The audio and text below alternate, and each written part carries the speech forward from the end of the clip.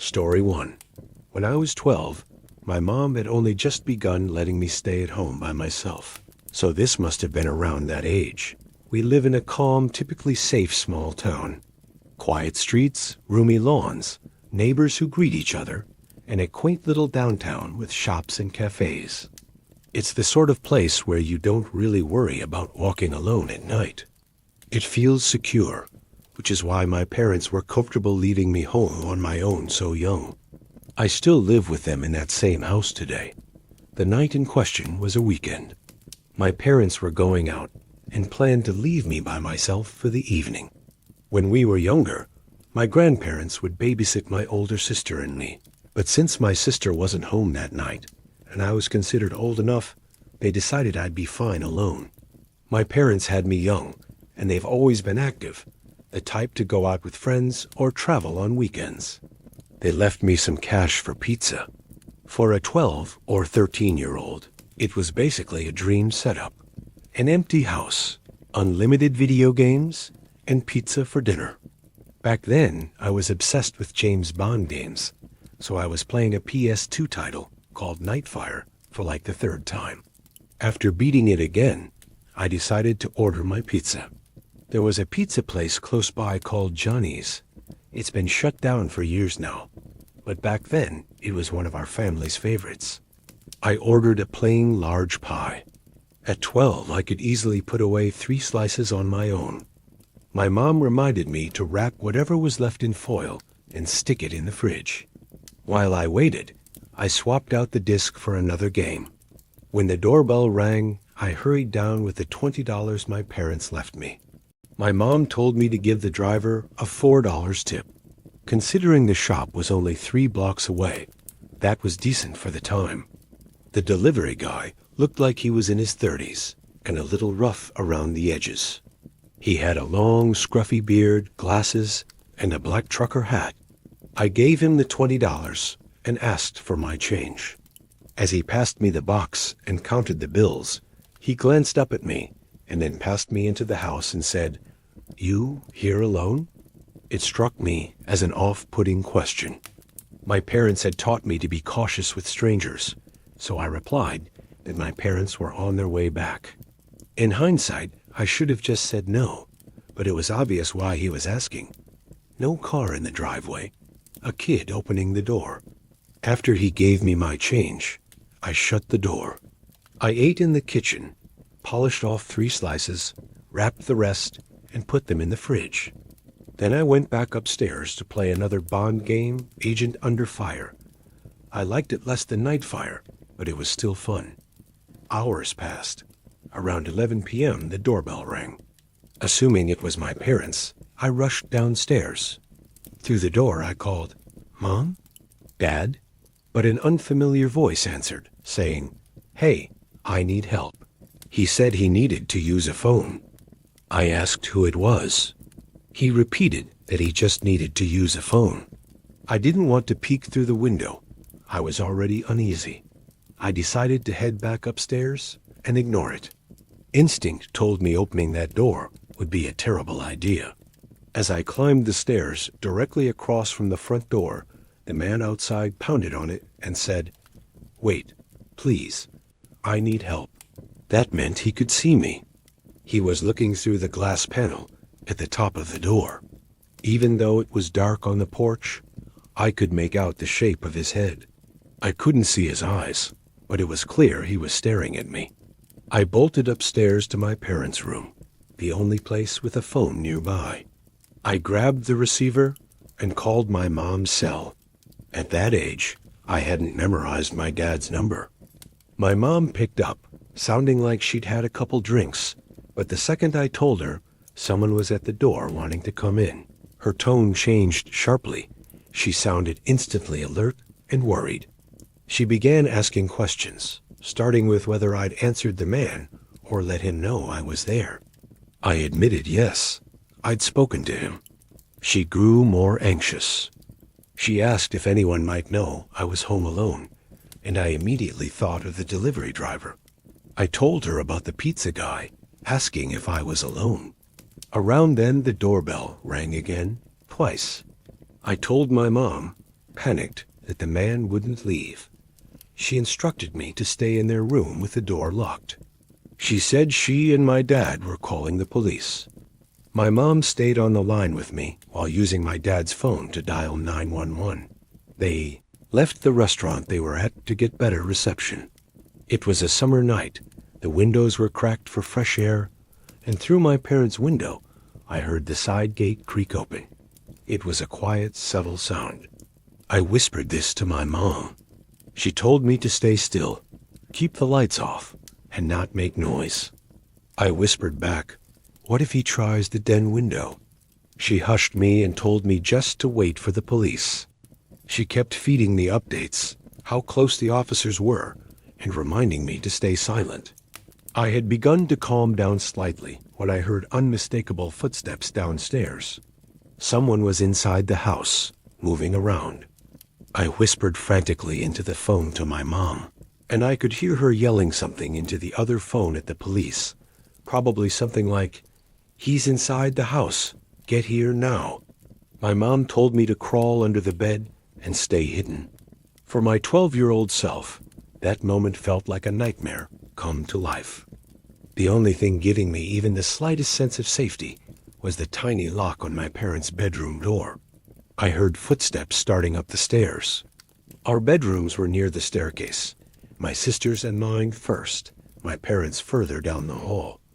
Then the footsteps stopped for a bit. I assumed the intruder was checking our rooms. My mom kept saying the police would force their way in and to stay still until they arrived. I heard the steps again, now in the hallway, coming closer. They reached the bedroom door. Whoever it was tried the knob, found it locked, jiggled it a few times like they thought it might suddenly open. Then came a soft knock, but whoever stood there said nothing. They tried the handle once more, and the footsteps moved away, down the hallway, and the stairs, fading into the lower level. I was shaking, but did everything I could not to cry. I didn't even dare whisper back to my mom, because I was terrified to make a noise. Finally, my mom told me the police were at the house, but still to stay where I was. I expected to hear the door get smashed in, but instead, I suddenly heard several heavy boots and a man calling my name, saying he was an officer. I heard them on the stairs, and my mom told me I could answer and unlock the door. When I opened it, there were 2 officers upstairs and 2 more below. They hadn't needed to break in, because the back door stood wide open. A sliding window in the back had been pushed aside too, the obvious way he'd entered. I had to tell the police everything, including my suspicion about the pizza delivery guy, while my parents stayed on the phone listening. They were on their way home, and by the time they arrived, only 2 officers were still at the house. The report listed the delivery man, and the officers said they'd investigate. The next night, my parents drove me to Johnny's Pizza and asked me to identify the man if I saw him. I didn't. They spoke to the manager, describing the delivery driver I'd seen. The manager said it sounded like Phil, who was out on a delivery. After hearing the story, the manager insisted Phil couldn't have been involved and told us to leave. My parents made a scene and vowed never to come back. We waited in the parking lot for nearly an hour, but Phil never returned. My parents suspected the manager had warned him, but we'll never know. They tried contacting several lawyers, but no one would take the case without hard proof, calling it a waste of time. We never went back to that pizzeria, and for a long time after that, my parents didn't feel safe leaving me alone at home. To this day, I believe it was the delivery guy or someone connected to him, because who else would have known I was by myself? Story 2. When I was a teenager, we moved from California to a remote part of northern Idaho. My parents had retired and built their dream home deep in the backcountry. We had no neighbors, just endless forest stretching into national park and logging land. The house was huge, 2 stories, a gym, a full bar and pool room, even a real movie theater in the basement. It felt like paradise, isolated, quiet, perfect, or at least it seemed. At the time, I was dating my high school girlfriend. One night while my parents went out to dinner in town, I invited her over to watch a movie. We were completely alone. I cracked open a beer underage, but figuring no one would care, and we headed to the theater room to watch Gladiator. Everything felt normal at first, but around midnight, something inside me shifted. Out of nowhere, I was flooded with a fight or flight rush. It was like my body sensed something before my mind could. My heart thumped, and I kept glancing at the uncovered windows behind us that faced the pitch-black woods. I didn't want to scare my girlfriend, so I stayed quiet. Things even got a bit intimate between us during the movie, but I couldn't shake the feeling of being watched. I didn't know from where, but I knew. After the movie, I walked her upstairs and out to her car. The house was silent again. She drove away, and I turned to go back inside. I remembered I'd left the lights on in the bar, pool room, and theater. So I went back down. I switched off the theater lights first, and then paused. My eyes went to the big window looking out at the backyard, and that's when I saw him. The man. He looked like a drifter, wild hair, filthy clothes. But what froze me wasn't his appearance. It was his face. He had the widest, creepiest grin I'd ever seen, with bulging eyes that looked unhinged, and in his hand was a knife. He was lightly tapping it against the glass, over and over. At first, I honestly thought my mind was playing tricks on me. I backed away slowly and headed into the bar room to shut off the rest of the lights. That room had a sliding glass door that faced directly into the trees. When I flicked the switch, my stomach dropped because the man calmly drifted from the window to the door. He was still grinning, still staring, like nothing had changed. Now we were less than a foot apart, separated only by glass. He didn't move closer. He didn't try to come in. He just stood there watching. Without saying a word, I went upstairs. At that exact moment, my parents were walking in the front door. I blurted out that maybe I needed to be checked into a psych ward. Because I swore, I just saw a man with a knife standing outside. My mom's face drained of all color. My dad's jaw tightened. He went straight to the gun safe, pulled out his rifle, and stormed into the yard. I asked my mom what was happening, and she told me there had been a handful of break-ins nearby. A man wandering the woods, trying to enter houses, and the description I gave matched perfectly. They called the police, but officers didn't find a thing. No broken locks, no footprints, just silent, empty woods. That should have been the end, but it wasn't. Later that night, as I lay in bed, I heard a faint tapping sound beneath me. My room was directly over the movie theater. The sound was like metal gently rapping against glass. I tried to convince myself it was nothing, but the tapping went on for hours. It continued for weeks. Some nights it stopped. Other nights, I'd wake up at 3 a.m. and hear it faintly again. Once I even thought I heard footsteps above me on the roof. I never caught anyone outside the windows, but the feeling of being watched never went away. Then winter arrived. My parents had to leave town for a few days, though they were uneasy because of everything that had happened. Before leaving, they handed me a shotgun just in case. We also had a huge Rottweiler, the friendliest dog, until something threatened us. One night, while I was alone, I heard deliberate, crunching footsteps in the snow outside. The dog stood up, ears sharp, and released a low, rumbling growl at the front door. Then he erupted, barking furiously, nonstop. He only reacted like that when he truly saw something. I kept completely quiet. I didn't want whoever was outside to know I was there. I stayed frozen. Then came the knock. Slow, hollow, mocking. I didn't respond. That night I slept with the shotgun right beside me. Door locked, blinds shut, dog curled at my feet. The next morning, I stepped outside, and what I found made my stomach sink. Human footprints. Fresh ones. They circled the entire house, stopping at every window like someone had been peering inside. I followed them around the property until they veered into the forest. I tracked them for half a mile before they began to zigzag, loop back, crisscross, like whoever it was wanted to lose me. I turned around.